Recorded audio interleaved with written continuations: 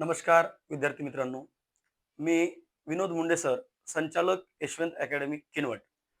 तर आज मी या ठिकाणी आपल्याला दशांश अपूर्णांकाबद्दल थोडीशी माहिती सांगणार आहे. जसं की दशांश अपूर्णांक म्हणजे काय? तर ज्या पूर्णांक संख्येच्या छेदामध्ये 10च्या घातांक रूपातील संख्या असतात, अशा संख्येला आपण दशांश अपूर्णांक म्हणतो.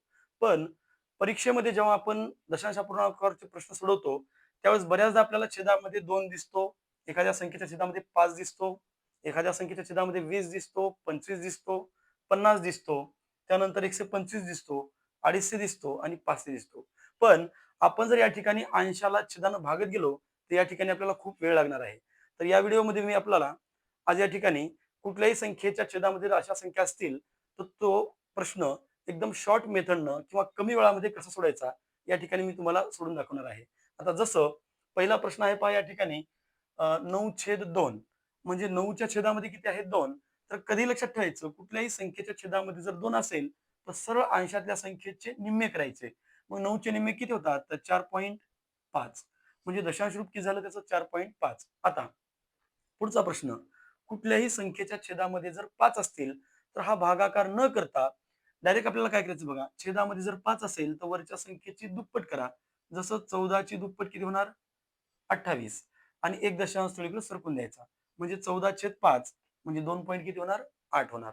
आता तिसरं उदाहरण पहा, की या 18च्या छेदामध्ये किती आहे? 20. कुठल्याही संख्येच्या छेदामध्ये 20 असू द्या. जर 20 असेल, तर सरळ-सरळ आपल्याला वरच्या संख्येची 5 पट करायची आहे. मग 18 पंचे किती होतात? 90 आणि दशांश स्थळ आपल्याला किती सरकवायचं आहे? 2 दशांश स्थळ आपल्याला सरकवायचे आहेत. मग या ठिकाणी 2 दशांश स्थळ सरकलं, तर 0.9 येईल. आता त्याच्यानंतर कुठल्याही संख्येच्या छेदामध्ये जर 25 असेल, तर वरच्या संख्येची आपल्याला 4 पट करायची आहे आणि दशांश स्थळ डावीकडे 2 घर सरकवायचं आहे. जसं 25 आहे छेदामध्ये आणि वर आहे 11. 11ची 4 पट करा. किती येईल? 11 चोक 44 आणि 2 दशांश स्थळ आपल्याला डावीकडे सरकवायचे आहेत. म्हणजे आपलं उत्तर असेल 0.44.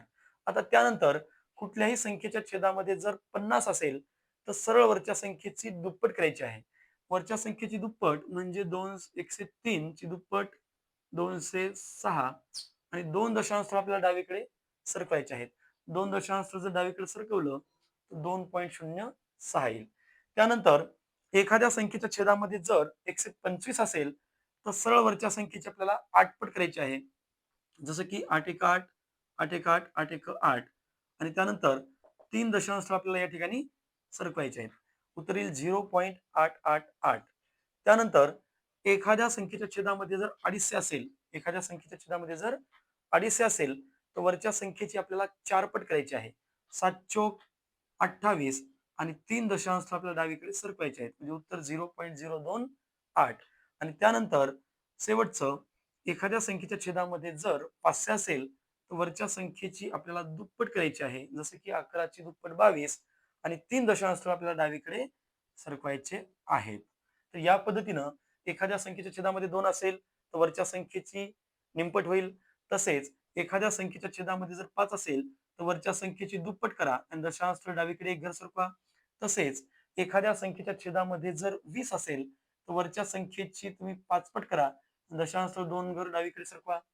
त्यानंतर एखाद्या संख्येच्या छेदामध्ये जर 25 असेल, तर वरच्या संख्येची 4 पट करा आणि 2 दशांश स्थळ डावीकडे सरकवा. तसेच एखाद्या संख्येच्या छेदामध्ये जर 50 असेल, तर वरच्या संख्येची दुप्पट करा आणि दशांश स्थळ 2 घर डावीकडे सरकवा.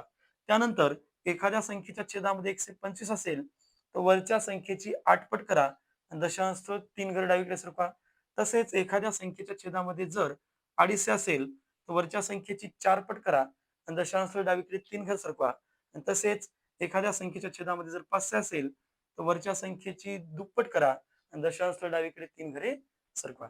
तर विद्यार्थी मित्रांनो, हा व्हिडिओ जर आपल्याला आवडला असेल, तर आमच्या YouTube चॅनेलला सबस्क्राईब करा, लाईक करा, शेअर करा. धन्यवाद.